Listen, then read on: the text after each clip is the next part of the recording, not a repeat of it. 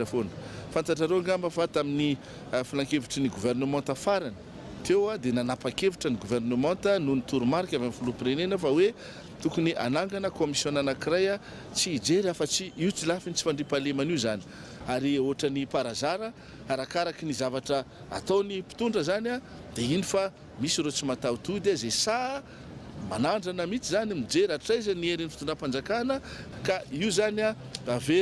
averina ifoana zany na ny tenako na ny filoham-pirenena fa hoe miankina amin'ny toe-tsaina io miankina amin'le fahafantarantsika hoe ahoana marina zany hoe sotoavana mamalagasy efa tsisy tsony ve zany sotoavana mamalagasy zany ninninona ny paikady zay petraky ny fitondram-panjakana raha tsy mitodika amin'izay tena sotoavana zay tsika dia mbola hitohy foana zany zavatra ohatran'izao firy ny opération efa nataontsika teto Madagasikara ilaza ve tsika fa tena niraviravitana ny fitondram-panjakana firy ireo ataoko hoe malaso na ireo olona mpanao ratsy efa voasambotra hatramin'izay misy ny maty voatifitra misy nalefa anatranomaizina